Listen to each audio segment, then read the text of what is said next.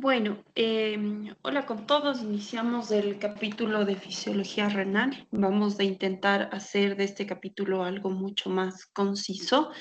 El objetivo no es concentrarnos específicamente en ciertos ejercicios, porque hay muchos cálculos aquí, pero sí entender de dónde viene tal o cual fórmula, ¿no? Y cuál es la razón de que se deriven las fórmulas de determinados conceptos, ¿sí? Entendemos que los riñones macroscópicamente son dos estructuras, son dos órganos retroperitoneales que tienen forma de habichuela o de frijol. Estos están localizados a nivel retroperitoneal. em, Se extienden más o menos desde la decimoprimera costilla hasta más o menos la segunda o la tercera vértebras lumbares, ¿sí? Tenemos un riñón del lado derecho, otro del lado izquierdo. El que ven en la figura de aquí es el riñón del lado izquierdo. Tenemos aquí un corte sagital, ¿sí? En este corte sagital podemos ver ciertas estructuras del parénquima renal que ya hemos visto en las prácticas de laboratorio. Los riñones pesan más o menos entre 150 180 gramos. El riñón derecho tiene anatómicamente una disposición más baja que el izquierdo. Sabemos por la ocupación del hígado a este nivel, ¿sí? Ambos irrigados por una arteria renal que derivan o son ramas directas de la aorta abdominal. Sabemos que el drenaje venoso igual se da a partir de las venas renales, siendo que la vena renal izquierda tiene un trayecto más largo que la vena renal derecha. La derecha drena directamente en la vena cava inferior, la izquierda no así, y la situación de esta entre la arteria mesentérica superior y la aorta la hacen proclives a que los eventos de trombosis renal izquierda sean más frecuentes en casos de aneurismas que afecten la aorta abdominal y que comprometan también la arteria mesentérica. Sabemos que este riñón tiene un parénquima y también tiene un hilio. El hilio es el conducto de estructuras que no solo están circunscritas al riñón, sino también a otros órganos como el vaso y los pulmones. En este hilio tenemos estructuras tubulares. Entre estas están la arteria, la vena renal, tenemos el uréter también, el inicio del uréter a nivel renal, conocido como pelvis ureteral, pelvis renal, perdón, y también tenemos el paquete nervioso y el drenaje linfático, siendo que el drenaje linfático es paraórtico lateral, es decir, derecho e izquierdo. En este corte podemos ver que el riñón primero tiene una cápsula, ¿sí? En este corte. Tiene una cápsula en este color rojizo marrón. Esta cápsula también está rodeada por una fascia que se conoce como la fascia de Gerota.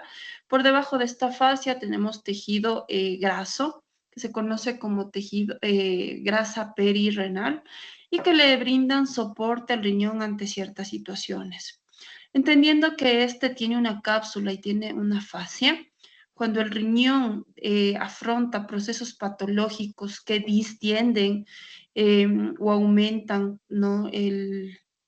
Por alguna obstrucción el volumen aquí, esta no se puede distender, lo que lo hace más proclive igual a procesos de isquemia. En este riñón vemos que en la parte externa y de color más pálido hay una corteza. En la parte interna tenemos una médula con una sección más externa y una sección más interna.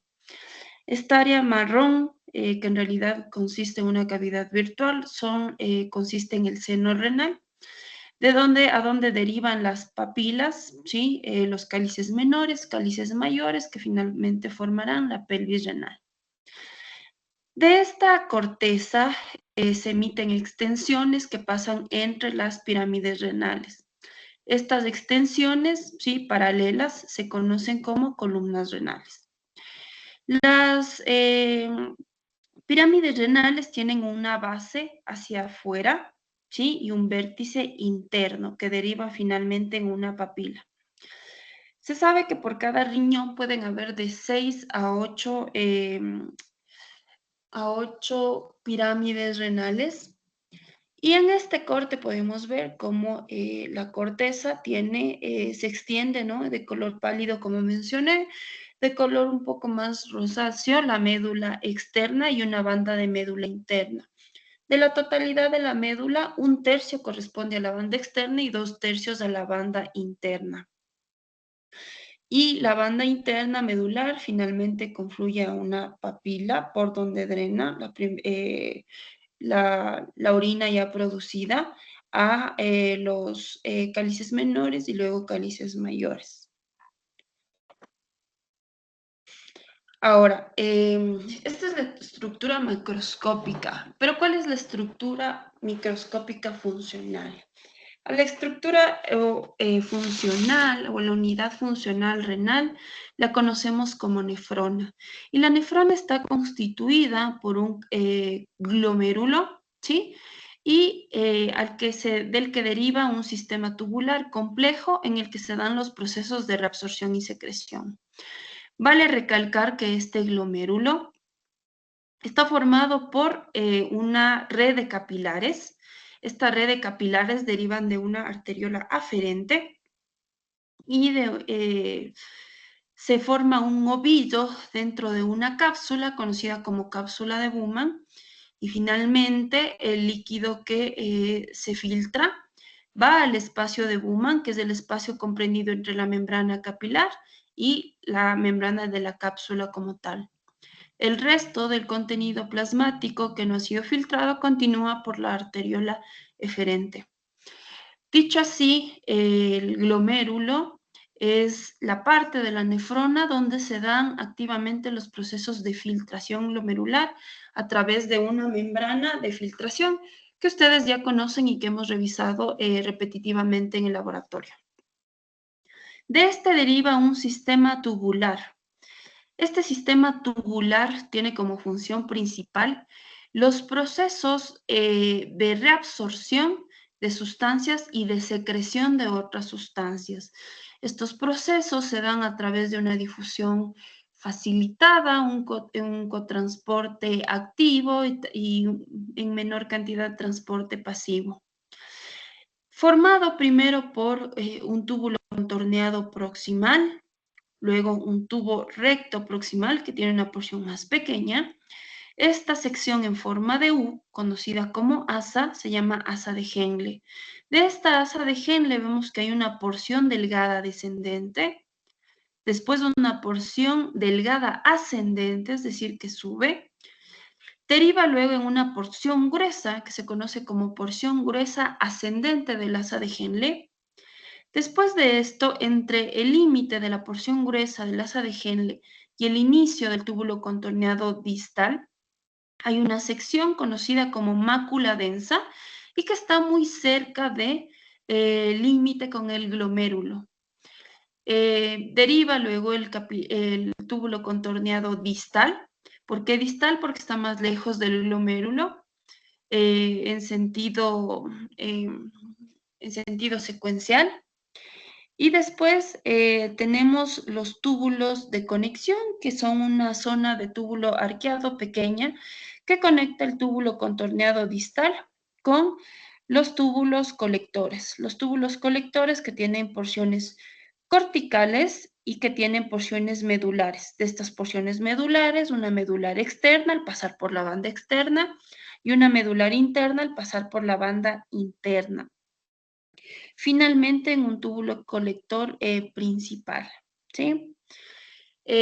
Como pueden también ver, distinguimos que los glomérulos son estructuras que están circunscritas específicamente a la corteza renal, al igual que los túbulos contorneados proximales. De estas nefronas, aquí tenemos dos nefronas, tenemos una nefrona superficial. Esta nefrona superficial tiende a ser más pequeña que la nefrona yuxtamedular. ¿Por qué yuxtamedular? El prefijo yuxta significa que está cerca a la médula. Las nefronas yuxtamedulares suelen ser más largas. ¿Por qué? Porque su asa de Henle es mucho más larga, ¿sí? En cambio, las nefronas superficiales, el asa de Henle tiende a ser más corta y no sobrepasa la banda interna medular. En cambio, en la nefrona yuxtamedular, el asa de Henle sobrepasa la banda interna de la médula externa y la médula interna como tal. Si ustedes se dan cuenta, en este proceso de reabsorción y de secreción, tiene que ver mucho la calidad de las células en cada una de estas secciones de este sistema tubular correspondiente a la nefrona. En el túbulo contorneado proximal se dan la mayoría de los procesos de reabsorción de sustancias. Ya veremos igual qué tipo de sustancias son filtradas naturalmente. Y en este túbulo contorneado proximal, al darse la mayor parte de reabsorción de sustancias, las células son células de un epitelio cúbico, ¿sí? Este epitelio cúbico tiene una membrana basal y tiene una membrana apical o luminal que está en contacto con la luz del túbulo. Esta membrana luminal o esta parte luminal, ¿sí? Está formada por gran cantidad de microvellosidades.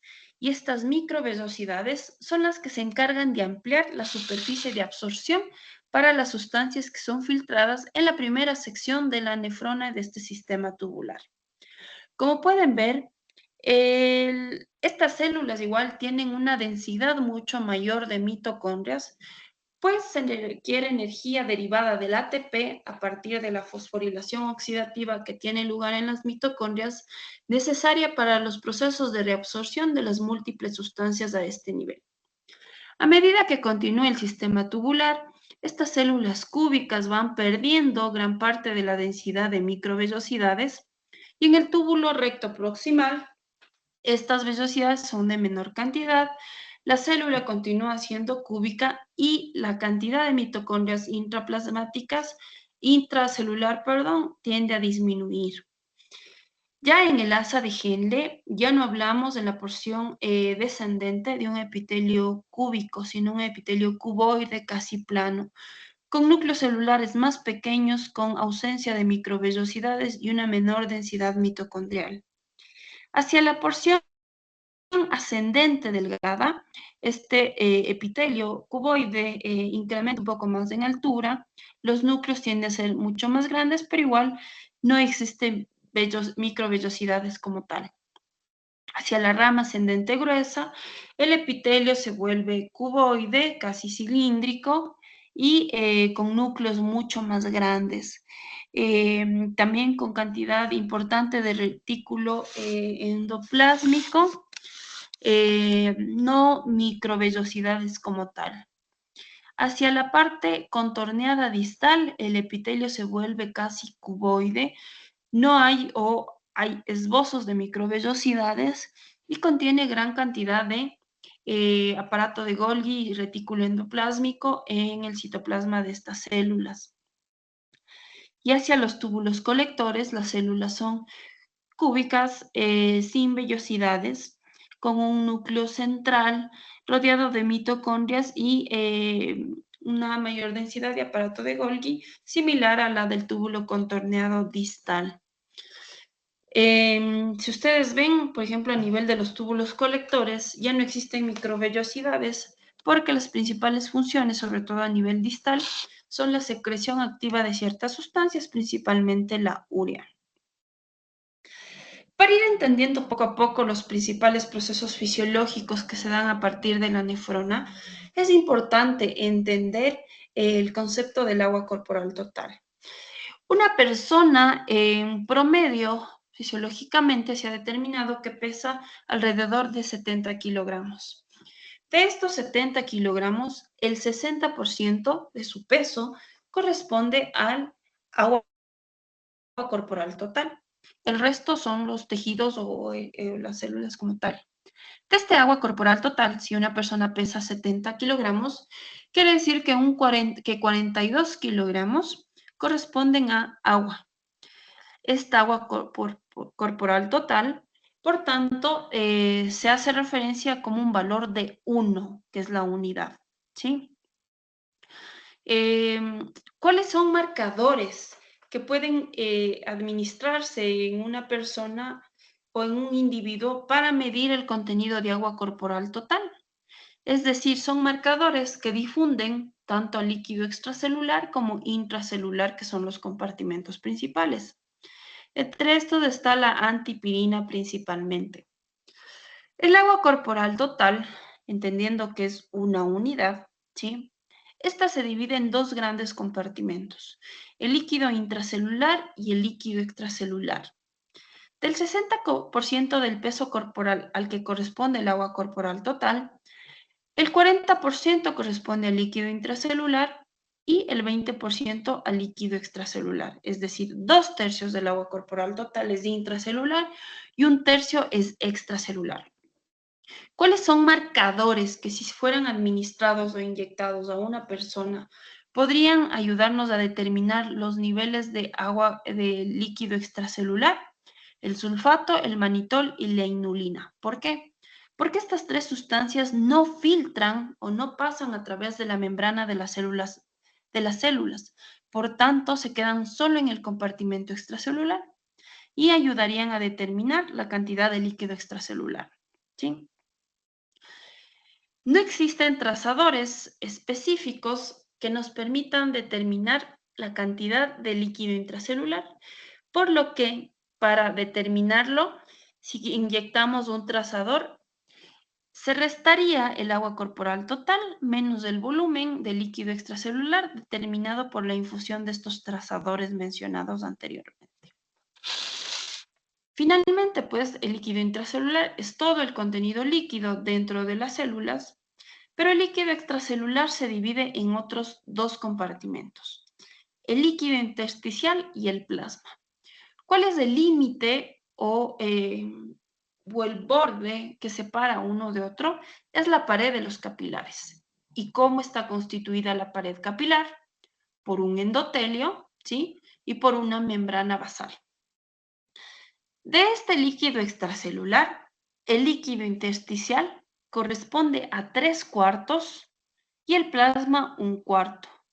Porcentualmente, podríamos decir que el líquido intersticial corresponde al 16% de esta cantidad de agua corporal y el plasma al 4%. ¿Sí? Ahora, formas para determinar la cantidad de uno u otro. Se puede inyectar trazadores con radio yodado a la albúmina sérica o con azul de Evans. Estos marcadores se adhieren a la albúmina, por lo que al determinar el volumen plasmático restaríamos el líquido extracelular de la cantidad de plasma. Y eso nos daría una medida aproximada del líquido intersticial. ¿Sí? Entendiendo que en este plasma están disueltos igual ciertos elementos y pertenece a la sangre, hay que entender que la sangre o el líquido intravascular se deriva en plasma y elementos celulares. Del plasma, de la sangre en total, el 55% corresponde al volumen plasmático y el otro 45% está dado por los elementos de la sangre, glóbulos rojos, glóbulos blancos y plaquetas. De ahí que se deduzca que aproximadamente un individuo sano tiene en promedio 45% de hematocrito, dado por la densidad de glóbulos rojos en el plasma en el que se encuentra. Ahora, estas sustancias, las sustancias como los cationes, los aniones y las proteínas, tienen una densidad importante o una concentración importante, tanto en el espacio intracelular como el extracelular. Surge así la teoría del efecto de Gibbs-Donan. Según el efecto de Gibbs-Donan, se dice que la movilización de proteínas y su producción dentro de las células, por tanto, la cantidad de proteína que tenga una célula, determina o altera el flujo iónico, principalmente del potasio, entendiendo que el potasio es el principal cation intracelular. No olvidemos que a nivel extracelular, los principales electrolitos o los predominantes son el sodio, el cloro y el bicarbonato. En cambio, a nivel intracelular, predominan el potasio, el calcio, pero también las células varían de acuerdo a la densidad de proteínas, que también está determinada por la función a la que están destinadas a cumplir. ¿Sí? Si a nivel intracelular, según el efecto de Gibbs-Donan, aumenta la densidad de proteínas, estas proteínas que tienen carga electronegativa permitirán que el potasio fuera de la célula, que no es predominante y que tiene concentraciones plasmáticas de 3.5 hasta 5.2 mil equivalentes por litro, sean atraídos dentro de la célula y difundan a través de canales iónicos simples. Esto hace que a nivel intracelular la carga se vuelva más positiva. Y esta carga más positiva, ¿sí? Ocasiona que otros electrolitos como el cloro, más bien, sean expulsados fuera de la célula para intercalar o para intentar regular la electropositividad ocasionada o arrastrada hacia dentro de la célula, ¿sí? Más proteínas que son de carga negativa llaman desde el nivel extracelular más iones potasio. Y esta electropositividad también tiene efectos sobre la movilización del cloro para intentar regular o mantener un medio neutral. Ahora, sabemos que existen sustancias que están moviéndose activamente a través de la membrana celular. Estas sustancias, por tanto, al tener una movilización activa a través de la membrana, durante determinadas circunstancias, si una sustancia negativa se mueve más hacia dentro de la célula, también se equilibra con las sustancias positivas moviéndose a través de la membrana plasmática. Esto ocasiona que existan variaciones transitorias y secuenciales de las concentraciones de ciertas sustancias. Surge así el concepto de osmolaridad plasmática, que es la concentración de solutos específicos totales en una solución. A estos solutos se los conoce como osmoles. Y los conceptos de osmolaridad aplicados a los individuos biológicamente activos se lo conoce igual con el mismo término o la misma significancia como osmolalidad, siendo por tanto la concentración de un soluto específico en una solución determinada. La osmolaridad u osmolalidad, si hablamos de fisiológicamente activo, son la cantidad de osmoles por kilogramo de agua, entendiendo que 1 kilogramo de agua es igual a 1 litro de agua. Por tanto, la osmolalidad con L se expresa como miliosmoles por kilogramo. Pero como el kilogramo aquí tiene la misma equivalencia en litros, la osmolaridad, en cambio, se expresa como miliosmoles por litro. Pero el concepto al final es el mismo, la concentración de solutos totales, conocidos como osmoles, en una solución determinada. La molaridad, por tanto, se deduce que es la cantidad de sustancia de un soluto expresado en moles contenida en cierto volumen de disolución, que se expresa en litros. La molalidad, en cambio, es el número de moles de un soluto que se encuentran en 1 kilogramo de disolvente. La ósmosis, por otro lado, es la difusión neta de agua, siendo el agua el disolvente universal, a través de una membrana biológica específica. ¿Cuál es la fórmula de osmolaridad plasmática? La osmolaridad plasmática está determinada por los solutos u osmoles que son biológicamente o metabólicamente activos. ¿Cuáles son activos? Son el sodio y la glucosa principalmente. De modo que la osmolaridad plasmática se calcula con la fórmula 2 por la concentración sérica de sodio más glucosa sérica dividida para 18 más el nitrógeno ureico en sangre o BUN dividido para 2.8. Aplicada esta fórmula, obtenemos los valores de osmolaridad plasmática, siendo que el valor normal de osmolaridad es en promedio 290 miliosmoles. Se ha indicado que más o menos el rango va de 280 hasta 295. Por debajo de 280 decimos que una solución es hipoosmolar. Si se encuentra dentro del rango de 280 a 295, la solución es normoosmolar o isoosmolar. Y por encima de 295 hablamos de que la solución es hiperosmolar. El cálculo de osmolaridad es importante en patologías que alteran los solutos que están involucrados en el cálculo de la osmolaridad plasmática. Por ejemplo, la osmolaridad se verá alterada cuando tengamos disturbios de sodio sérico en las natremias. Si yo tengo hiponatremia, lo más probable es que mi osmolaridad sea baja. Si tengo hipernatremia, eso va a incrementar la osmolaridad.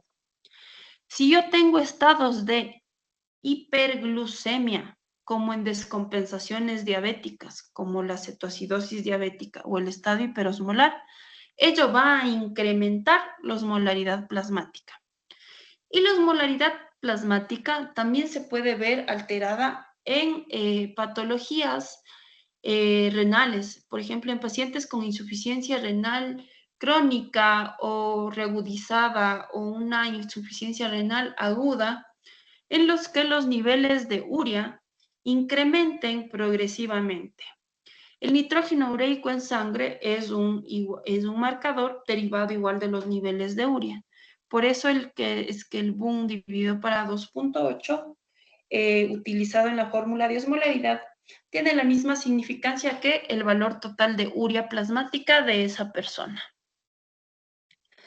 Ahora, como estas sustancias o estos solutos están moviéndose activamente a través de las membranas celulares por canales o transportadores específicos, de acuerdo a la electronegatividad u electropositividad, de acuerdo a lo que nos dice el efecto de Gibbs-Donan, existen también situaciones patológicas en las que la alteración de estos solutos o de estos osmoles ocasiona también variaciones del volumen extracelular, intracelular, de la osmolaridad, de la concentración proteica plasmática y de los niveles de hematocrito. Situaciones de contracción isosmótica del volumen, es decir, hay una disminución de los moles, de los osmoles, pero conservando un nivel de osmolaridad normal. ¿En qué situaciones? ¿Diarrea o en quemadura? En las gastroenteritis, a las que se relacionan diarrea o en procesos de síndromes de mala absorción, se pierden gran cantidad de electrolitos a través de las deposiciones diarreicas, principalmente sodio, también potasio y obviamente también agua. La pérdida de agua hace que el volumen de líquido extracelular disminuya. El volumen de líquido intracelular no se ve alterado, pero el movimiento activo de las sustancias impide que la osmolaridad se vea afectada, por lo que permanece en rangos normales. Al haber menos disolvente, porque se pierde agua en las diarreas o también en las quemaduras, los niveles de hematocrito se incrementan por concentración. A esto se conoce hemoconcentración. Y también el nivel de las proteínas libres en el plasma. incrementan, no por mayor producción de glóbulos rojos ni de proteínas a nivel del hígado, sino porque tengo menos disolvente, menos agua que perdí por la diarrea o la quemadura. Ahora, contracción. Perdí volumen. Hiperosmótica. La osmolaridad se incrementó. ¿En qué situaciones? Cuando hay diaforesis, en casos de fiebre, sobre todo cuando no se puede controlar, o diabetes insípida, que es un trastorno igual hormonal que veremos más adelante. En este caso, el volumen extracelular disminuye, pero también lo hace el intracelular, es decir, la pérdida de agua es mucho mayor que en el caso anterior. Por tanto, la osmolaridad aquí sí se ve afectada e incrementa. El nivel de hematocrito no cambia porque la pérdida de volumen ha afectado al agua corporal total y el aumento, sí hay un aumento parcial del nivel de proteínas disueltas en plasma. El tercer caso es la pérdida de volumen, pero con osmolaridad disminuida. Esto puede aparecer en la insuficiencia suprarrenal, la enfermedad enfermedad titular en estas situaciones es del Addison. Y en el Addison que tengo, hay una pérdida de volumen extracelular, hay un incremento del volumen intracelular, hay incluso lugares donde hay edema celular. Esto ocasiona una disminución de la osmolaridad, con un aumento del hematocrito y de las proteínas plasmáticas.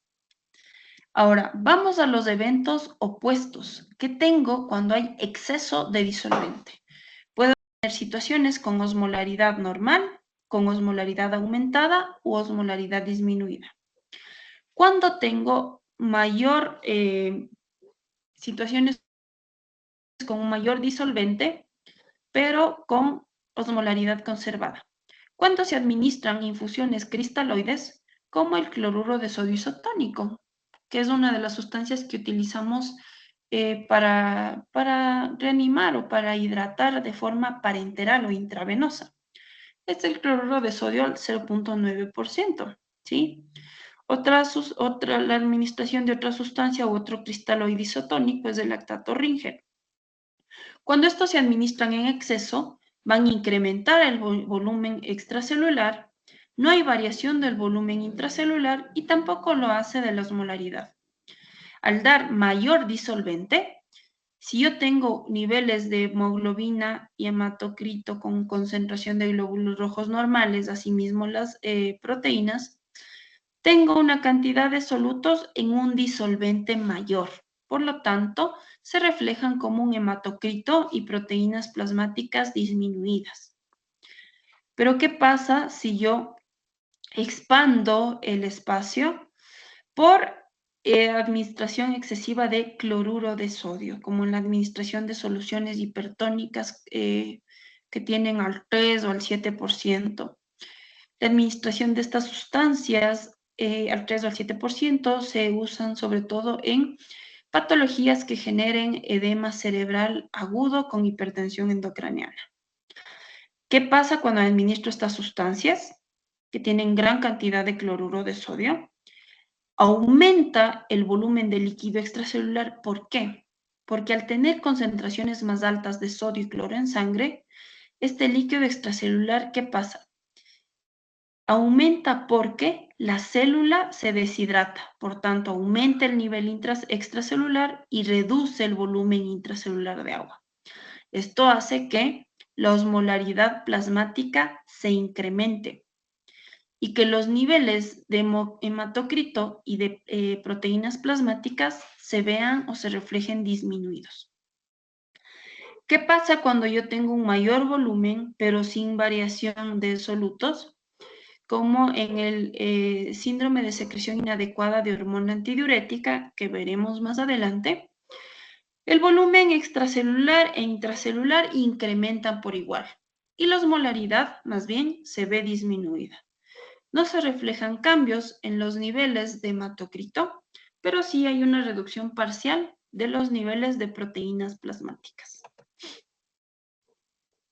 Ahora, ¿qué es el aclaramiento? La palabra aclaramiento hace referencia a la velocidad a la que se eliminan las sustancias del plasma. ¿Y cuál es el aclaramiento renal?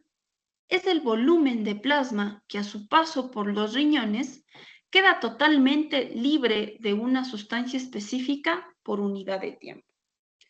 Por tanto, si bien en la práctica clínica diaria nosotros usamos el aclaramiento de creatinina como una medida para estadificar la funcionalidad de un riñón o inclusive para estadiar la falla renal aguda o crónica, ¿sí?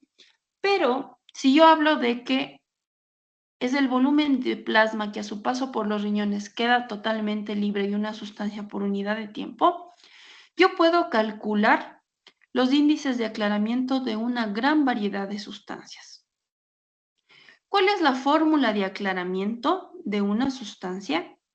La fórmula de aclaramiento de una sustancia, aclaramiento denominado con la letra C, y el aclaramiento se mide en mililitros por minuto, porque es en la unidad de tiempo, volumen en una unidad de tiempo, se determina con la siguiente fórmula. Concentración urinaria de una sustancia específica por el volumen urinario. El volumen urinario determinado como flujo de orina por minuto, es decir, ml por minuto. Y eso sobre la concentración plasmática de esa sustancia. La fórmula es aclaramiento, que se mide en mililitros por minuto, es igual a la concentración urinaria de una sustancia específica por el flujo de orina por minuto sobre la concentración plasmática de esa sustancia. Uno de los elementos que se utiliza o se ha utilizado experimentalmente para determinar los índices de aclaramiento es la inulina. La inulina es un polímero derivado de la fructosa que se utiliza para el cálculo de la tasa de filtración glomerular. Esta inulina, ¿por qué se utiliza? Porque la inulina es filtrada totalmente a través de la barrera glomerular, pero no es reabsorbida ni tampoco es secretada. Es decir, a mí me administran por vía intravenosa inulina y mi cuerpo no produce inulina y la inulina pasa la barrera de filtración glomerular. Y esta inulina no se reabsorbe ni tampoco se secreta en el sistema tubular. Por tanto, si a mí me administran 100 miligramos de inulina, por las características de esta sustancia, se eliminarán o se excretarán esos 100 miligramos de inulina, ¿sí? ¿Cuál es la tasa, el volumen de filtración regular? De 0 a 600 mililitros por minuto. Existen sustancias en relación a este principio que definitivamente no se obtienen un índice de aclaramiento de 0. Una de ellas es la albúmina. ¿Por qué el índice de aclaramiento de la albúmina es 0? Porque la albúmina es electronegativa y tiene un peso molecular alto y tiene un radio igual alto. Eso hace que la albúmina fisiológicamente no se filtre a través de la barrera de filtración glomerular. La glucosa también tiene un índice de aclaramiento de 0 o cercano a 0. ¿Por qué? La glucosa, a diferencia de la albúmina, sí se filtra por la barrera glomerular. Sin embargo, la mayoría de la glucosa, cuando ésta está dentro de rangos fisiológicos en sangre o normales en sangre, la glucosa se reabsorbe en su totalidad. Por eso decimos que no es normal que yo encuentre glucosa en orina Y si yo encuentro glucosa en orina, indudablemente el paciente, en el momento en que se tomó la muestra de orina, tenía valores de glicemia capilar mayores a 180 miligramos por decilitro en sangre. El índice de aclaramiento de la glucosa es de 0, porque esta sí se filtra, pero se reabsorbe en su totalidad, ¿sí? Ahora, en base a estos experimentos con la inulina, se ha determinado rangos de índices de aclaramiento. Puedo tener índices de aclaramiento de 1. Esto indica que la sustancia se filtra por la barrera glomerular, pero no se reabsorbe ni se secreta. ¿Qué quiere decir esto? Que si a mí me administran 1 gramo de una sustancia, en la orina excretada saldrá 1 gramo de esa sustancia, ¿sí? 1 para 1 es igual a 1. Ahora, puedo tener un índice de aclaramiento menor a 1, es decir, 0,9, 0,8, 0,5, etcétera, etcétera. Esto quiere decir que la sustancia no se filtra, ¿sí? No pasa a través de la barrera glomerular, o que es filtrada y es reabsorbida. ¿Qué sustancias tienen este índice de aclaramiento? La albúmina, que no se filtra, el sodio, el cloro, el bicarbonato, los fosfatos, la urea, la glucosa, los aminoácidos. Estos, en cambio, sí se filtran, pero se reabsorben en su mayoría. Y puedo también tener índices de aclaramiento de 1. ¿Qué significa? Que la sustancia se filtra, pero que también se secreta. ¿Qué elementos corresponden a este grupo? Los ácidos y las bases.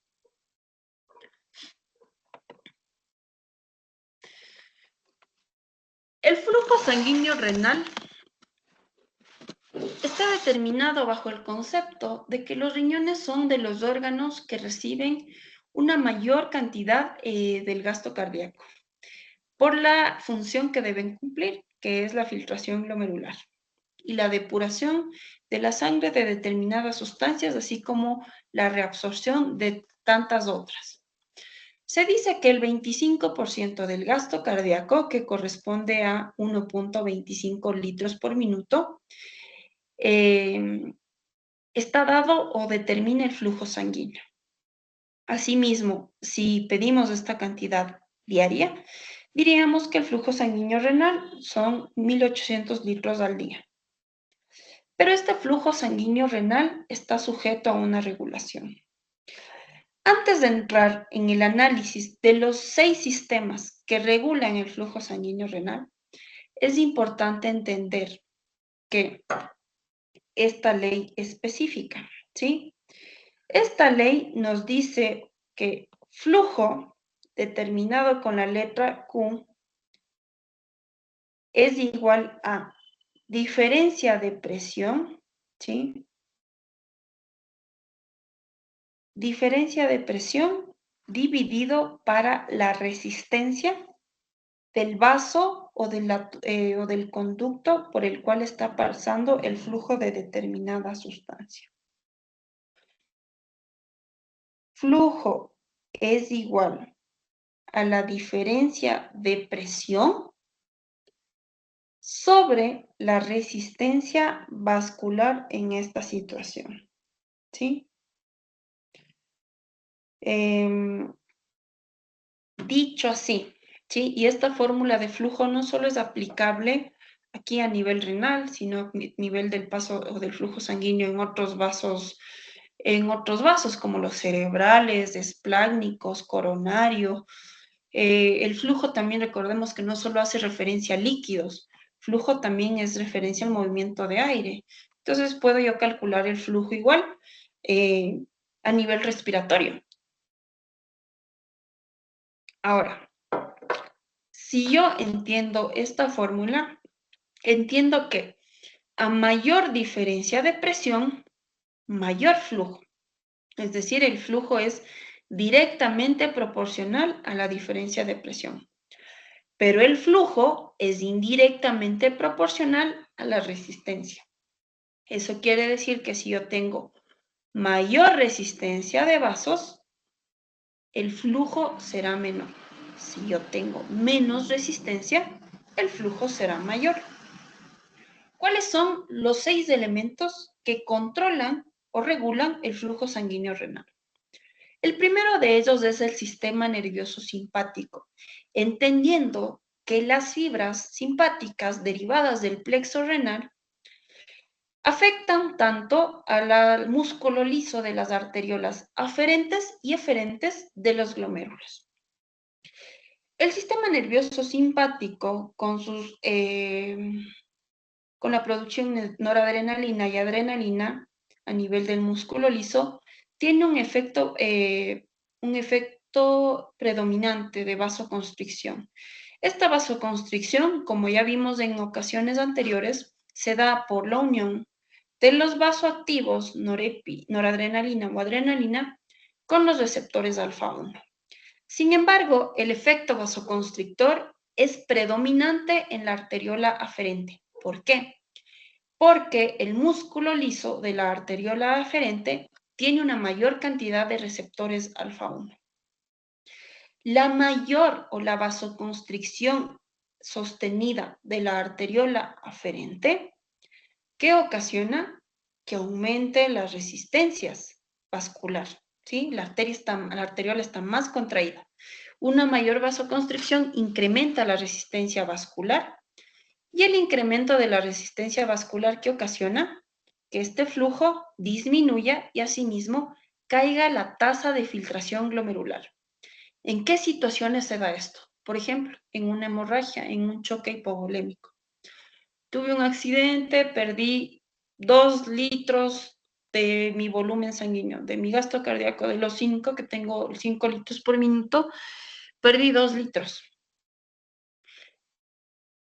Eso requiere o activará inmediatamente al sistema nervioso simpático, que a nivel renal se encargará de originar una potente vasoconstricción arteriolar aferente. Y eso disminuirá el flujo sanguíneo renal y por ende la tasa de filtración glomerular. Es por ello que cuando la hemorragia no se revierte enseguida con reanimación o con administración de hemoderivados, se produce igual un daño renal de forma rápida. Los riñones son muy sensibles por esta situación en las hemorragias o en los choques o situaciones que generen hipotensión. Otro factor regulador es la angiotensina 2. Sabemos que la angiotensina 2, junto con la vasopresina, son de los vasoconstrictores endógenos más potentes que tenemos. La angiotensina 2 tiene un efecto vasoconstrictor tanto sobre la arteriola aferente y eferente, pero son los receptores de las arteriolas eferentes los que son más sensibles a los niveles de angiotensina 2. Por tanto, si tengo yo angiotensina 2, ¿qué ocasionará? Que aumente la resistencia vascular. Y ese aumento de la resistencia vascular disminuirá el flujo sanguíneo renal. También el péptido natriurético auricular y el péptido natriurético cerebral, ¿sí? Estos generados por aumento de las cavidades intracardíacas, principalmente ventriculares, generan dilatación aferente, ¿sí? Y eferente. Generan dilatación eferente y contracción eferente. Esto ocasiona que las resistencias más bien caigan y al caer las resistencias, ¿qué pasa con el flujo? Aumenta. Si yo tengo un flujo sanguíneo renal mayor, aumenta también la tasa de filtración glomerular. En este sentido, son proclives o son sensibles tanto las arteriolas aferentes como eferentes por igual. También la prostaglandina. Recordemos que endógenamente y como un factor protector ante los procesos de potente vasoconstricción, localmente y endógenamente producimos prostaglandina E2 e I2. ¿Cuáles son las células que producen prostaglandinas? Las células endoteliales. ¿Cuál es la acción de las prostaglandinas? Las prostaglandinas generan vasodilatación tanto a nivel aferente como eferente. Y se dice que es protector, ¿por qué? Porque modulan. Cuando hay una hiperactividad simpática o una mayor liberación de angiotensina 2, cuando se activa mucho más del sistema renina-angiotensina-aldosterona, las prostaglandinas se liberan en mayor cantidad a nivel local vascular para intentar contrarrestar con su efecto vasodilatador las consecuencias de los anteriores.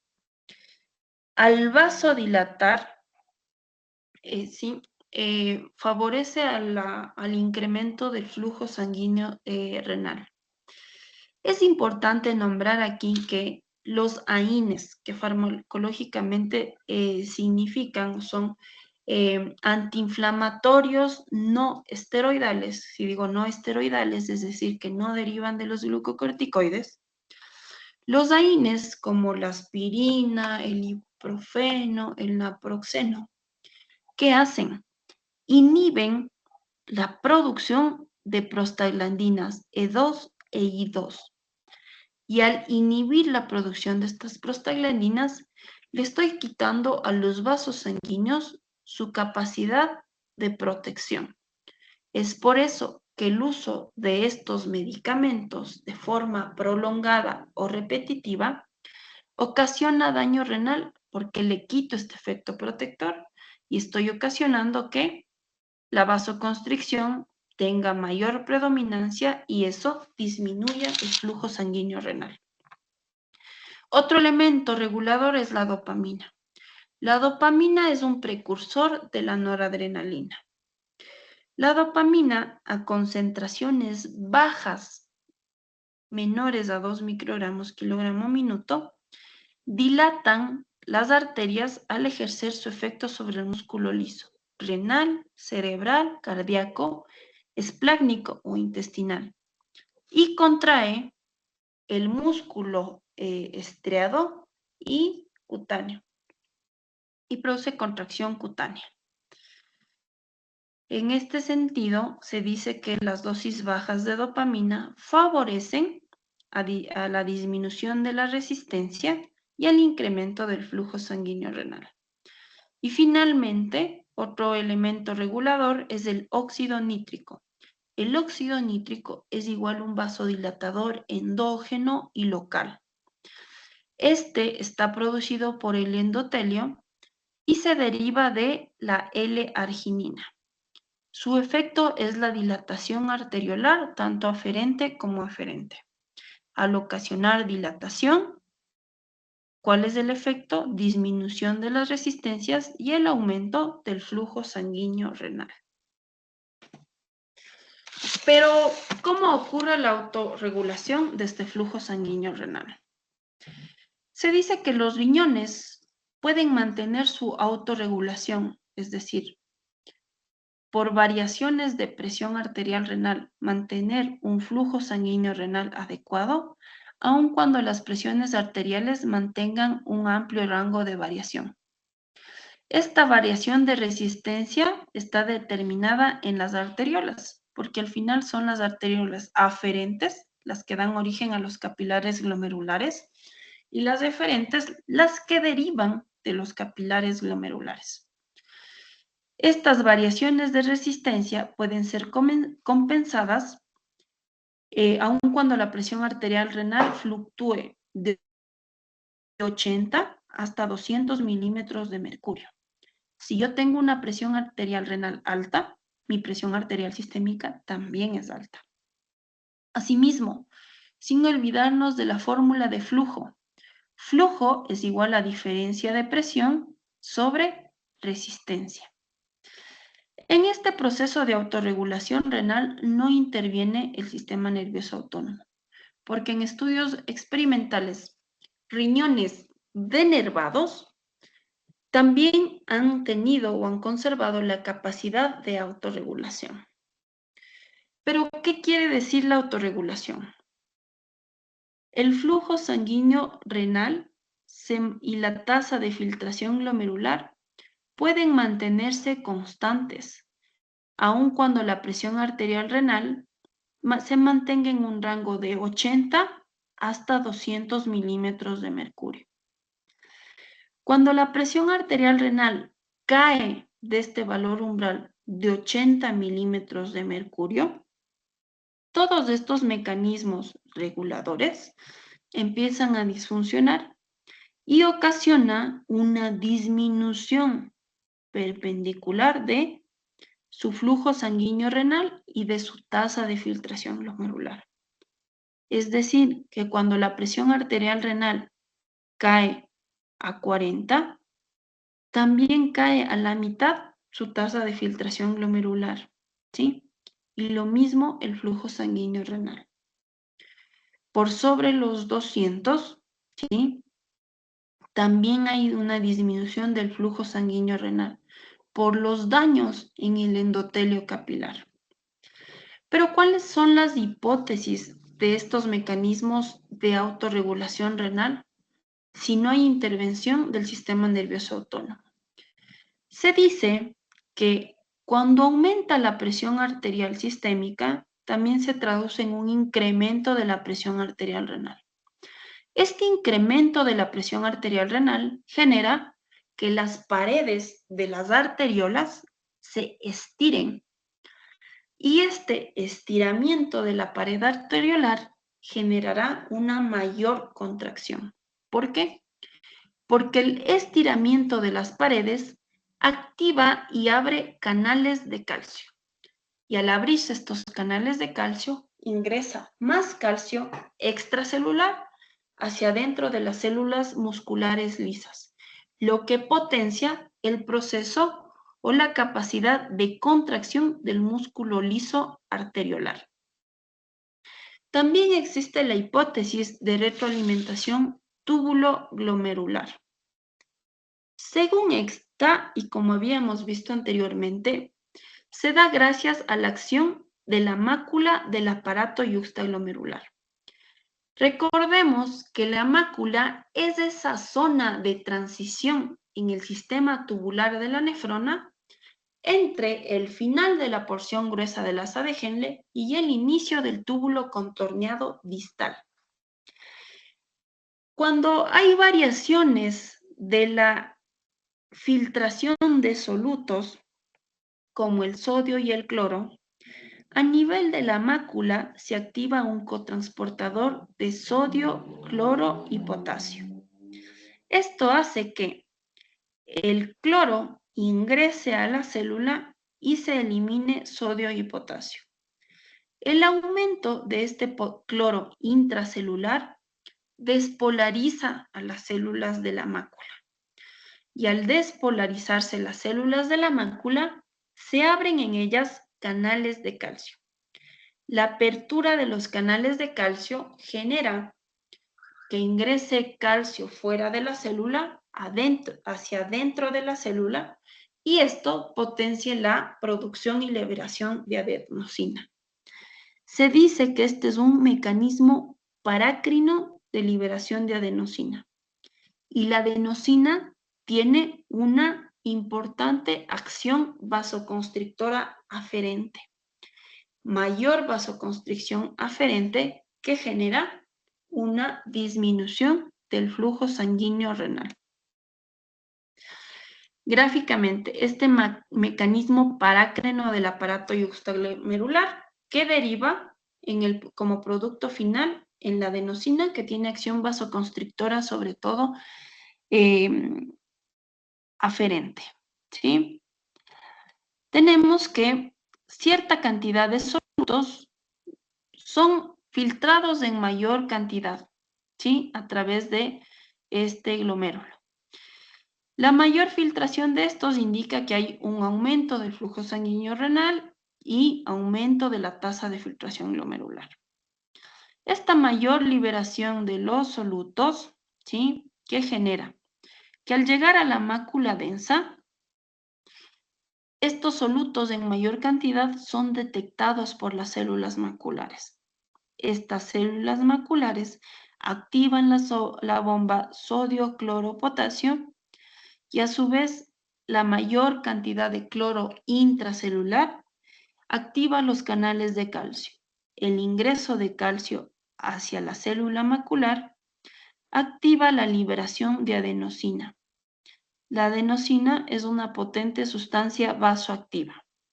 Esta adenosina, recordemos que la mácula está localizada cerca de las arteriolas aferente y eferente, y la liberación local de esta adenosina hace que actúe sobre los receptores del músculo liso de la arteriola aferente, ocasionando vasoconstricción. Cuando genero vasoconstricción aferente, ¿qué ocasiono? Que el flujo sanguíneo renal y la tasa de filtración glomerular disminuyan, por tanto. Ahora, está la ley también o el principio de Fick para medir el flujo plasmático renal, es decir, la cantidad de plasma que va a pasar por el riñón específicamente. Según el principio de Fick, la cantidad de sustancia que entra a un órgano es igual a la cantidad de sustancia que sale del mismo órgano. Por lo que la cantidad de sustancia que entra por la arteria renal debería ser la misma que sale por la vena renal y por el uréter, porque aquí entra sangre arterial, se filtra por el glomérulo, parte de este volumen filtrado regresará por la vena renal, pero lo que sí se filtró, ¿sí?, pasará por el uréter una vez que se den los mecanismos de reabsorción y secreción tubular. Dicho así, el principio de Fick aplicado a los riñones quiere decir que el volumen que llega por la arteria renal es igual al volumen que sale por la vena renal y la cantidad de orina excretada. Si sustituimos el principio de Fick a una fórmula, se ha usado como marcador el ácido para-aminohipúrico, ¿sí? Es un trazador que se ha usado para medir el flujo plasmático renal. Si sustituimos este concepto para una fórmula, quiere decir que la cantidad de ácido para-aminohipúrico que llega por la arteria renal deberá ser igual a la cantidad de ácido aminohipúrico que sale por la vena renal más la cantidad de ácido aminohipúrico que sale o la concentración de ácido aminohipúrico en la orina por la cantidad de orina por minuto. Si despejamos la fórmula, obtendremos que el flujo plasmático renal es igual a la concentración de este ácido en orina por el volumen de orina, es decir, la cantidad de orina por minuto, sobre la cantidad de o la concentración de este ácido en la sangre arterial menos la concentración de este ácido en la sangre venosa renal. Y el texto les ofrece algunos ejercicios. Dicho así, yo tengo ya la fórmula del flujo plasmático renal. ¿Cómo se afecta esta o cómo se aplica en la práctica clínica? El objetivo es igual determinar el flujo plasmático renal efectivo, ¿sí? Tenemos ya la fórmula de el flujo plasmático renal efectivo, que también está relacionado con el aclaramiento del ácido para-aminohipúrico que se da en ml por minuto. Para el cálculo de esta tenemos que el flujo plasmático renal efectivo es igual a la concentración urinaria del ácido para-aminohipúrico por el flujo de orina o el volumen urinario sobre la cantidad o la concentración plasmática del ácido para-aminohipúrico, ¿sí? Aplicada al flujo sanguíneo renal o para el cálculo del flujo sanguíneo renal, se obtiene con o dividiendo el flujo plasmático renal efectivo para la diferencia de 1 menos el hematocrito, ¿sí? Por ejemplo, lo primero que debo calcular es el flujo plasmático renal. No se dan valores específicos de las concentraciones de ácido paramino y púrico en arteria y vena renal, por lo que no es posible calcular un flujo plasmático renal efectivo. Tendríamos que sacar una muestra directa de la sangre de la arteria renal y de la sangre de la vena renal. Por tanto, lo que usamos es el flujo plasmático renal efectivo, porque sí podemos tomar una muestra de sangre y medir los niveles de este ácido paramino y púrico. Asimismo, también puedo obtener el flujo sanguíneo renal si conozco los valores de hematocrito de ese paciente, ¿sí? Dicho así, por ejemplo, tengo una concentración o un nivel de aclaramiento del ácido paraminoipúrico de 600 miligramos por 100 mililitros. En un paciente que tiene un volumen de orina de 1 mililitro por minuto. Eso se divide para la cantidad, ¿sí? O la concentración urinaria de ácido paraminoipúrico.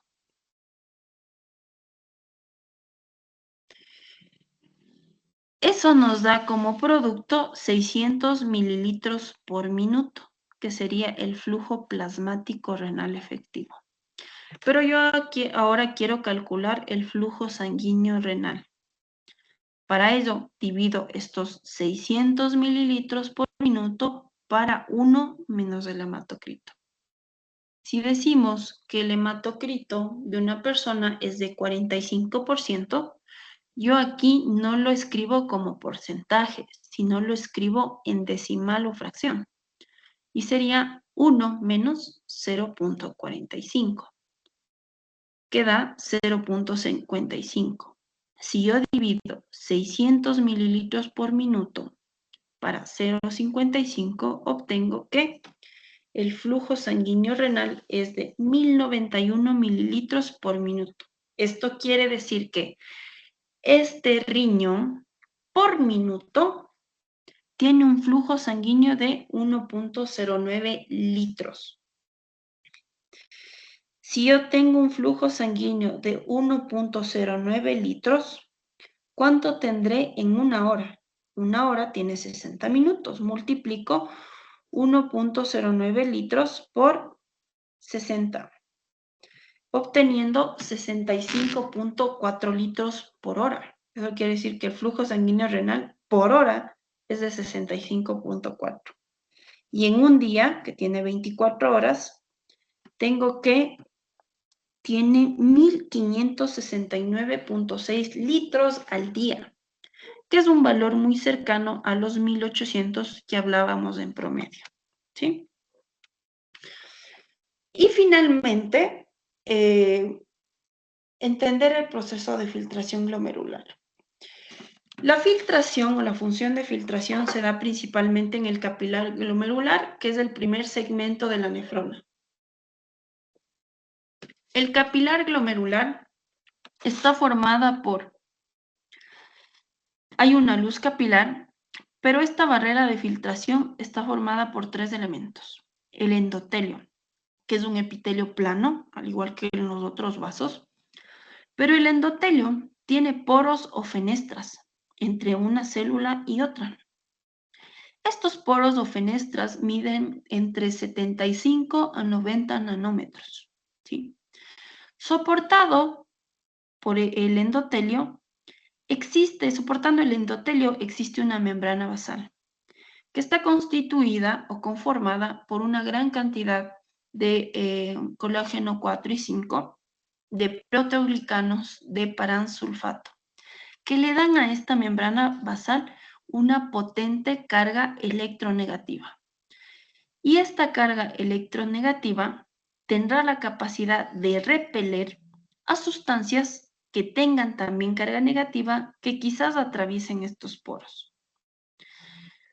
Por debajo de esta membrana basal tenemos un epitelio diferente y especial, podocitario. Estos podocitos están rodeando al endotelio y su membrana basal y tienen múltiples proyecciones, conocidas como pedículos. Entre un pedículo y otro, si ustedes observan, también tengo espacios o fenestras. Las fenestras aquí pueden llegar a ser más pequeñas y por estas no pasan partículas o elementos que sean mayores a los 50 nanómetros. La sangre pasa por aquí por la luz capilar y tiene que filtrar estas tres barreras o estas tres capas. Por eso es que hablamos de un ultrafiltrado del plasma. Lo que pase o supere estas barreras llegará acá, al espacio de Bowman, ¿sí? Y es el contenido de este ultrafiltrado en el espacio de Bowman lo que luego pasará al sistema tubular. Condiciones patológicas, proteinuria. Por ejemplo, en síndromes nefróticos, en patologías autoinmunes que dañen el endotelio o la membrana basal, en cuyo caso estas fenestras ya no son de 75 a 90 nanómetros, sino son mucho más grandes. Y eso ocasiona la salida de proteínas al espacio de Bowman. Y estas proteínas pasarán luego al sistema tubular de la nefrona y serán eliminadas. ¿Por qué? Porque las células tubulares renales no tienen la capacidad de reabsorber proteínas. Por eso es que como marcadores podemos medir microalbuminuria en orina o proteinuria en orina y para saber el valor exacto medir proteinuria en orina de 24 horas, ¿sí? La proteinuria es patológica, para nada es fisiológica. ¿Qué sustancias sí atraviesan esta barrera? Atraviesan la glucosa, el sodio, el cloro, el potasio, el bicarbonato, los fosfatos, los aminoácidos, ¿sí? El ácido úrico, la urea. Esos son los elementos, el agua, son los elementos que pasan esta triple capa, ¿sí? Ahora, de una manera mucho más gráfica, ¿qué tenemos? Tengo una arteriola aferente y una arteriola eferente. Pueden ver cómo la proximidad de estas hacia la primera porción del túbulo contorneado distal, donde hay células que tienen o que son un epitelio diferente, son cilíndricas. Estas células especiales se conocen como mácula densa. La mácula densa, junto con las células que están en el espacio o intersticio entre la arteriola aferente y eferente, conocidas como mesangio extraglomerular, forman juntas el aparato yuxtaglomerular. Por esta arteriola aferente llega sangre a una presión específica. Esta sangre debe pasar esta capa, la capa endotelial que ven aquí, la membrana basal, ¿sí? Y los podocitos, ¿sí? Endotelio, membrana basal y podocitos. Y lo que filtre llega a este espacio de Bowman. La cápsula de Bowman igual es un epitelio, con células epiteliales mucho más largas, pero no altas, ¿sí? Recuerden que los epitelios aquí son simples. El contenido de ultrafiltrado en el espacio de Bowman se conoce como líquido tubular, no como orina aún, ¿sí? Este líquido tubular pasa como primera instancia al túbulo contorneado proximal, en el que se darán los procesos que ya vimos, ¿sí? Aquello que no pase al espacio de Bowman sigue y se recolecta después hacia dónde? Hacia la arteriola eferente luego irá a los capilares peritubulares y estos luego a las vénulas, venas interlobulares, venas arcuatas, venas interlobulares, venas segmentarias y luego vena renal. Y luego a la vena cava inferior. ¿Qué sustancias pasan a través de la barrera de filtración glomerular? Aquellas que tengan un peso molecular inferior a 5.500 daltons y aquellas que tengan un radio molecular inferior a 1.5 nanómetros.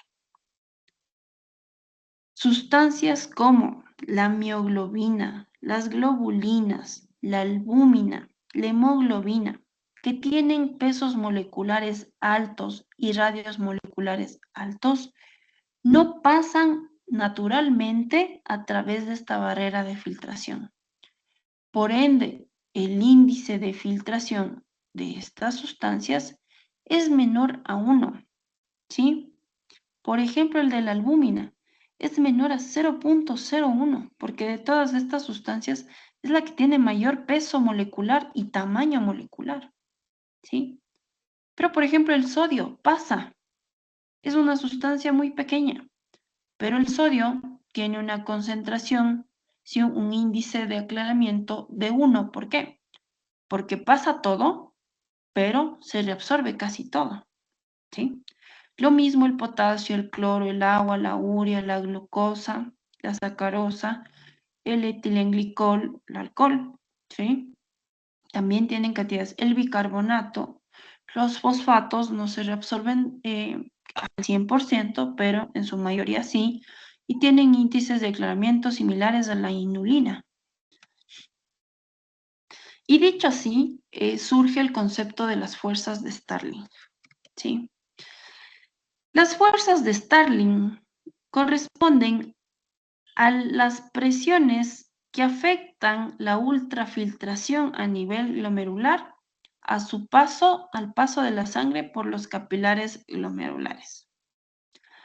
Tenemos que hay una interacción, por ende, de la sangre que pasa por la arteriola aferente con la membrana de filtración. Surgen así dos presiones que contribuyen o favorecen a la salida del líquido desde el capilar al espacio de Bowman. ¿Cuáles son estas presiones? Son la presión capilar glomerular o presión hidrostática capilar y la presión oncótica del espacio de Bowman. Y tenemos otras dos presiones que en cambio se oponen a la ultrafiltración, que se oponen a la salida del líquido del capilar al espacio, que son la presión oncótica capilar glomerular y la presión hidrostática del espacio de Bowman. Por tanto, la ultrafiltración efectiva se da por las diferencias de la presión capilar glomerular menos la presión oncótica capilar menos la sumatoria de la presión, las diferencias de la presión del espacio de Bowman hidrostática menos la presión oncótica del espacio de Bowman. Repito, las fuerzas de Starling determinan la ultrafiltración a través de la barrera glomerular. Esta barrera glomerular que ocasiona la interacción de los capilares con el espacio y la cápsula de Bowman. De estas cuatro presiones existen dos presiones que contribuyen o favorecen la salida del líquido de capilar al espacio de Bowman. ¿Cuáles son? La presión hidrostática capilar o la presión capilar glomerular y la presión oncótica. La presión oncótica siempre está dada por la cantidad o concentración de proteínas en un medio o una solución específica. Y la presión oncótica del espacio de Bowman. Las presiones, en cambio, que se oponen a la salida del líquido son la presión oncótica capilar glomerular y la presión hidrostática del espacio de Bowman. En su texto les refiere que la presión hidrostática capilar glomerular es de 45, pero esta se extiende de 45 hasta 60 milímetros de mercurio, que en sí son valores más altos que los que manejan el resto de capilares del cuerpo, porque el resto de capilares manejan presiones hidrostáticas de 30 a 32 milímetros de mercurio. ¿Por qué necesito que la presión hidrostática capilar aquí sea mayor? Para que se dé la ultrafiltración, ¿sí? ¿Cuál es, en cambio, la presión oncótica del espacio de Bowman? Es de 0. ¿Por qué? Porque no se filtran normalmente proteínas al espacio de Bowman. ¿Cuál es la presión oncótica capilar glomerular? De 25 a 30. Otros textos refieren de 28 a 30. ¿Dado por qué? Por la cantidad de albúmina en este volumen sanguíneo, en la sangre que está a este nivel.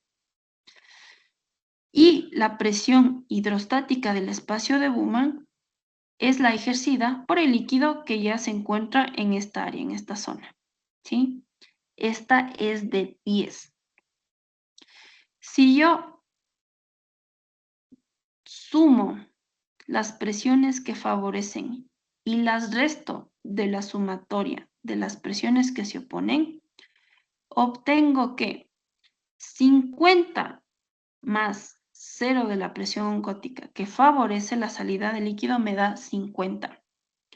Sumo en cambio las presiones que se oponen, 25 de la oncótica capilar y 10 de la presión del espacio de Bowman. 25 más 10, 35. ¿Cómo obtengo el equilibrio de las fuerzas de Stirling? Resto el valor de las presiones que favorecen de las presiones que se oponen. 50 menos 35 es 15. El equilibrio de Stirling está dado por 15 milímetros de mercurio, ¿sí? ¿Qué habla o qué hace referencia este gráfico de acá? La presión capilar glomerular se mantiene constante a lo largo del capilar glomerular, ¿sí? En cambio, la presión oncótica glomerular va aumentando. De 25 puede llegar hasta 32. Es de 25 al inicio del capilar y aumenta hacia el final del capilar a medida que se acerca a la arteriola eferente. ¿Por qué? Porque salió más líquido, porque el líquido sí se ultrafiltra. Y al ultrafiltrarse el líquido, ¿qué se está ultrafiltrando? El disolvente.